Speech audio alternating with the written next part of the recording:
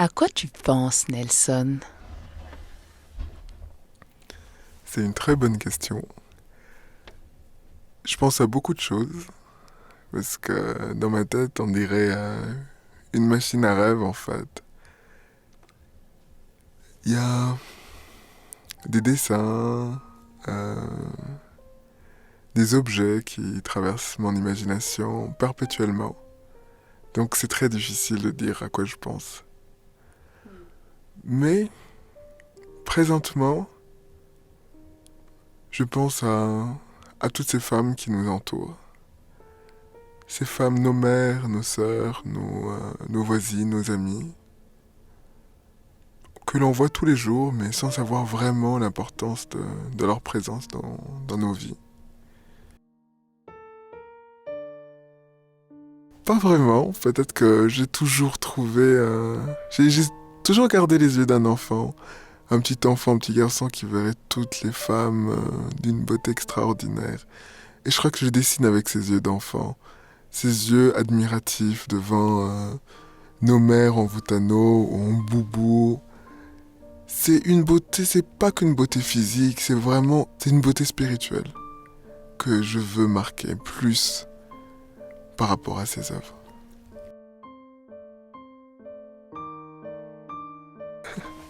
Ah, ah, c'est ça, j'ai la chance d'avoir un imaginaire très débordant et très rempli. Donc, oui, elles ont une vie. J'aime bien même m'amuser un peu à leur donner un nom, une histoire. Elles auraient vécu ça, ça, telle autre aventure ou tel autre malheur. C'est vraiment pour accentuer ce côté spirituel et ce côté émotionnel que chaque tableau peut dégager. Peut-être que ce que je vois, les autres ne le voient pas, mais quand je vois chaque femme, pour moi c'est une histoire, c'est une émotion qu'elle représente.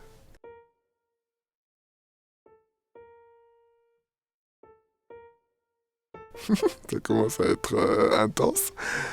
En tout cas, sensuel, je sais pas, mais une relation particulière avec chaque femme, oui. Parce que quand je dessine, quand je commence, quand je débute chaque tableau, c'est comme une rencontre. Et je sais pas comment cette rencontre va se terminer. C'est un peu comme découvrir une nouvelle personne. T'apprends à la connaître, t'apprends à l'aimer, t'apprends à la détester, t'apprends à la comprendre. Et à la fin, t'acceptes ce qu'elle est. C'est un peu ce processus que je suis aussi quand je peins. C'est-à-dire que il y a les traits qui commencent à naître. Il y a la couleur de la peau. Il y a la lumière qui naît sur le visage. Il y a aussi les petits défauts qu'on apprend à accepter quand on dessine. Il y a, il y a tout ça en fait. Ce qui fait que c'est vrai qu'il y a une certaine relation sensuelle. Mais c'est plus profond et plus spirituel que ça. Les yeux sont très importants parce que les gens croient on parle que avec la bouche ou les gestes. Non, on peut aussi, le plus intense, c'est ce dialogue qu'on peut avoir avec quelqu'un juste par rapport à un regard. Le regard, c'est la fenêtre de l'âme. Et grâce au regard, on peut tout dire, n'importe quel mot. Même les mots que verbalement on ne peut pas sortir, ou qu'on ne voudrait pas sortir. Les yeux peuvent traduire ces sentiments, cette émotion. Et c'est pour cela que je veux que ces femmes puissent nous raconter leur histoire, surtout à travers leur regard, qu'il y ait un contact direct entre le spectateur et le personnage. Libre Espoir, c'est un tableau que j'affectionne beaucoup parce que c'est l'un des tableaux où je me suis dit je vais me lâcher. Peu importe ce que les gens vont penser de ce tableau. Donc, Libre Espoir, j'ai voulu représenter l'espoir. Et l'espoir qui est séquestré par beaucoup de choses, par ces petits hommes, par ces gens qui veulent s'accaparer du pouvoir, que ce soit en Afrique ou en Asie, peu importe. Mais l'espoir va toujours de pair avec la liberté. Parce que c'est l'espoir qui nous maintient en vie et nous font croire qu'un jour on sera libre. C'est pour ça que j'ai voulu montrer ce lien entre les deux, liberté et l'espoir, et que peu importe, on peut t'empêcher, on peut te prendre ta liberté, mais on te prendra jamais ton espoir, ton espérance envers quelque chose. Et puisque ces deux sont liés, c'est que tant que tu gardes l'espoir, tu auras une part de liberté. Ah, très bien, moi j'ai une très belle histoire. C'est l'histoire d'un village. Un village au Kenya, très reculé, au milieu de réserves, où il n'y a que des femmes. Et déjà, le seul fait d'imaginer qu'il y a un endroit où il n'y a que des femmes, c'est déjà hallucinant. Souvent, mes gens déjà... Mais ça pourrait être rapidement compliqué. Mais ça m'a interpellé. En fait, ça m'a d'abord interpellé. Et c'est là où j'ai commencé à essayer de faire quelques recherches sur ce village dont les gens parlaient, où il n'y avait que des femmes. C'est là où j'ai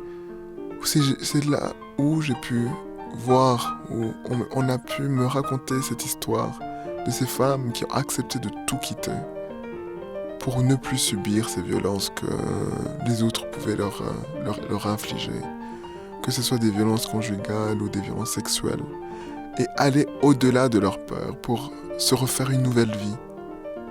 En fait, c'est ce pouvoir qu'elles ont eu, ce courage de tout quitter. Surtout en sachant qu'en Afrique, c'est pas évident, parce que que ce soit les terres, que ce soit le bétail, appartient à l'homme. Mais ces femmes ont accepté de tout quitter, de partir sans rien, mais juste avec leur honneur, et de pouvoir recommencer une vie. Et ça m'a... Je peux le dire, j'ai été vraiment époustouflé, j'ai été choqué. De dire qu'on peut tout quitter. Parce que je me dis qu'actuellement, s'il se passait quelque chose, ça serait très difficile de quitter le confort dans lequel je suis. Mais ces femmes ont réussi à le faire. Donc j'ai voulu leur rendre hommage. Chaque tableau a une certaine partie de la réalité qui se passe au Burundi. Parce que beaucoup de gens m'ont demandé, beaucoup de tableaux sont légèrement mélancoliques. Mais pourquoi ? Mais c'est normal, c'est mélancolique parce que je les ai peints pendant tous ces troubles qui se passent actuellement.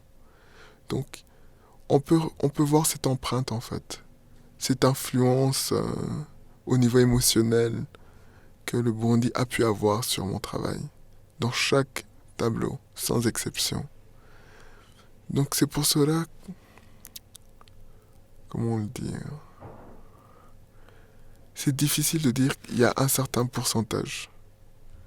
C'est vraiment mélangé. C'est vraiment dans l'ADN de chaque œuvre que j'ai fait. Il y a le Burundi, non seulement parce que je suis burundais, mais à cause des sentiments dans quels états émotionnels j'étais quand j'ai fait chaque tableau. L'impact, j'ai pas fait ça pour forcément montrer ou faire passer un message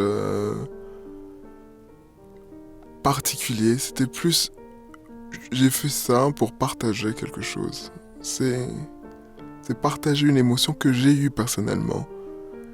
C'est partager un instant qui m'a rempli de joie, de tristesse ou de n'importe quelle autre émotion que j'ai pu ressentir en faisant ça. C'est ça que j'ai voulu partager par rapport à cette exposition.